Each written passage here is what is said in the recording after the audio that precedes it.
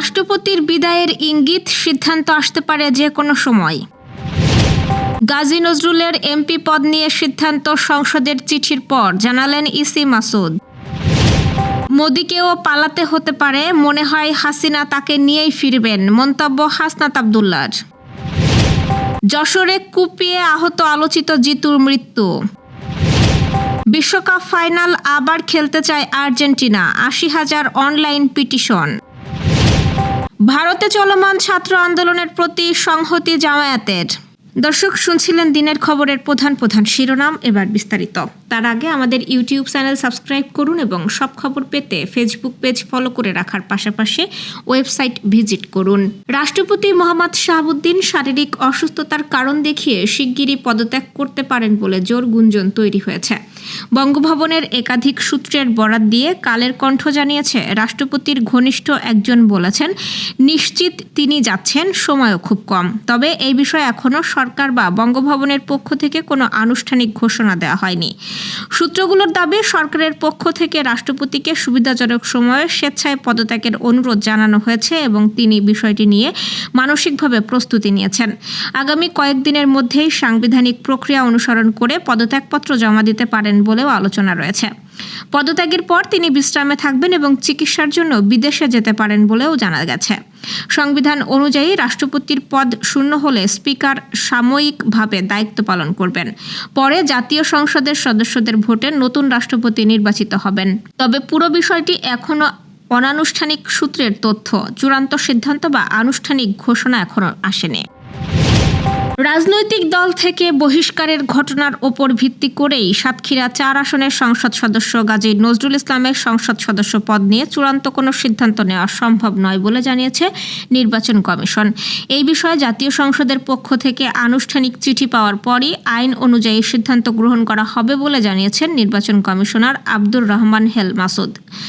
বৃহস্পতিবার রাজধানীর আগারগাঁওয়ে নির্বাচন ভবনের নিজ কার্যালয়ে সাংবাদিকদের কথা বলেন তিনি। ইসি মাসুদ জানান, সংসদের তরফ থেকে প্রয়োজনীয় চিঠি পাওয়ার পর নির্বাচন কমিশন পুরো বিষয়টি বিচার বিশ্লেষণ করবে। সংবিধান ও বিদ্যমান আইন অনুযায়ী কোনো সংসদ সদস্য নিজ দল থেকে পদত্যাগ করলে তার আসন শূন্য হওয়ায় অর্থাৎ এমপি পদ বাতিলের বিধান রয়েছে। তবে কোনো রাজনৈতিক দল তাদের সদস্যকে দল থেকে বহিষ্কার করলে সেই কারণে সংবিধান অনুযায়ী উক্ত সদস্যের এমপি পদ বাতিলের কোনো আইনি সুযোগ নেই। এই বিষয়ে কেবল স্পিকারের মাধ্যমে জাতীয় সংসদ রেফারেন্স বা চিঠি পাঠালে নির্বাচন কমিশন আইনি প্রক্রিয়ায় পদক্ষেপ গ্রহণ করতে পারে। সংসদ থেকে নির্দিষ্ট নির্দেশনা সংবলিত চিঠি এলেই কমিশন পরবর্তী ব্যবস্থা নেবে। ভারতের দিল্লিতে বিক্ষোভে এমন পরিস্থিতি তৈরি হয়েছে যে দেশটির বর্তমান প্রধানমন্ত্রী মোদিকেও পালাতে হতে পারে এবং মনে হয় শেখ হাসিনা তাকে নিয়েই বাংলাদেশে ফিরবেন বলে মন্তব্য করেছেন জাতীয় নাগরিক পার্টির দক্ষিণাঞ্চলের মুখ্য সংগঠক ও সংসদ সদস্য হাসনাত আব্দুল্লাহ। এনসিপির দেশ গড়তে জুলাই জাগরণ কর্মসূচির অংশ হিসেবে গতকাল রাতে বাগেরহাটের মোংলায় এক পথসভায় একথা বলেন তিনি। অনুষ্ঠানে প্রধান অতিথির বক্তব্যে হাসনাত আব্দুল্লাহর অভিযোগ, তারেক রহমান ক্ষমতা গ্রহণের পর শেখ হাসিনার মতো মোংলায় গুমের পুনরাবৃত্তি ঘটেছে, যা কালো অধ্যায় হিসেবে রচিত হয়েছে। তিনি অভিযোগ বলেন, গুম কমিশন গঠনের সুপারিশ করা হলেও যে দলের সবচেয়ে বেশি নেতা কর্মী নির্যাতিত হয়েছেন, আজ সেই দলটি গুম কমিশনের বিরুদ্ধে অবস্থান নিয়েছে। দেশে বর্তমানে হাসিনা কাঠামো অত্যন্ত যত্ন টিকিয়ে রাখা হয়েছে। এনসিপির এই নেতা আরও বলেন, আমরা দেখেছি শেখ হাসিনা যে দেশে যায় সেই দেশের পরিস্থিতি অস্থিতিশীল হয়। পরিস্থিতি এমন হয়েছে যে উনি বাংলাদেশে আসলে শুধু নিজে না, মনে হয় মোদিকেও সাথে নিয়ে আসতে হতে পারে। ভারতে এমন পরিস্থিতি তৈরি হয়েছে যে মোদিকেও পালাতে হতে পারে। পথসভা ও পদযাত্রা শেষে মোংলা পোর্ট পৌরসভার মেয়র পদপ্রার্থী হিসেবে এনসিপির দক্ষিণাঞ্চলের মুখ্য যুগ্ম সংগঠক মোল্লা রহমতুল্লাহকে পরিচয় করিয়ে দেন হাসনাত আব্দুল্লাহ। এতে এনসিপির কেন্দ্রীয় ও স্থানীয় শীর্ষ নেতারা উপস্থিত ছিলেন। যশোর শহরের বারান্দিপাড়া এলাকায় ঘরে ঢুকে চাঁদা দাবি, হামলা ও এক গৃহবধূকে ধর্ষণের চেষ্টার অভিযোগে শরীফুল ইসলাম জিতু নামে এক চিহ্নিত সন্ত্রাসী নিহত হয়েছে। পরিবারের দাবি, জিতু প্রথমে তাদের ওপর হামলা চালিয়ে মা ছেলেকে আহত করেন। পরে ঘরের ভেতরে পুত্রবধূকে ধর্ষণের চেষ্টা করলে তাকে রক্ষা করতে শাশুড়ি ঘর থেকে দা দিয়ে জিতুকে কোপ দেন। গুরুতর আহত অবস্থায় হাসপাতালে নেওয়ার পর উন্নত চিকিৎসার জন্য ঢাকা নেওয়ার পথে তার মৃত্যু হয়। নিহত জিতুর বিরুদ্ধে একাধিক হত্যাসহ 12টি মামলা রয়েছে। হামলায় আহত মা ও ছেলে হাসপাতালে চিকিৎসাধীন। ঘটনাটি তদন্ত করে প্রয়োজনীয় আইনগত ব্যবস্থা নিচ্ছে পুলিশ। বিশ্বকাপ ফাইনালের বাঁশি অনেক আগেই বেজে গেছে, ট্রফিও উঠেছে স্পেনের হাতে, কিন্তু বিতর্কের শেষ নেই। রেফারির একাধিক সিদ্ধান্তকে প্রশ্নবিদ্ধ করে একেবারে ফাইনাল পুনরায় আয়োজনের দাবিতে অনলাইন পিটিশন শুরু করেছে আর্জেন্টিনার সমর্থকেরা। ইতিমধ্যেই এতে স্বাক্ষর করেছে প্রায় ৮০,০০০ মানুষ। যদিও ফিফার নিয়ম অনুযায়ী এমন দাবির কোনো আইনি ভিত্তি নেই। গত ১৯ জুলাই অনুষ্ঠিত বিশ্বকাপ ফাইনালে শিরোপাধারী আর্জেন্টিনা ১-০ গোলে স্পেনের কাছে হেরে যায়। স্প্যানিশ সংবাদ মাধ্যমের তথ্য অনুযায়ী এই পিটিশনটি শুরু করে আর্জেন্টিনার সমর্থক গিসেলা সানচেজ।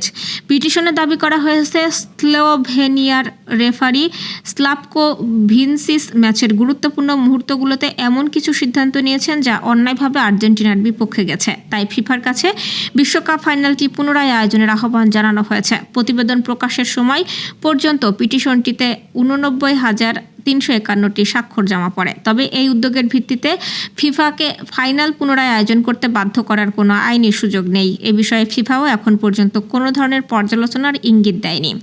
অবশ্য ২০২৬ বিশ্বকাপ চলাকালীন এটাই প্রথম এমন অনলাইন পিটিশন নয়। এর আগে স্পেন ও ফ্রান্সের সেমিফাইনাল ম্যাচ পুনরায় আয়োজনের দাবিও উঠেছিল।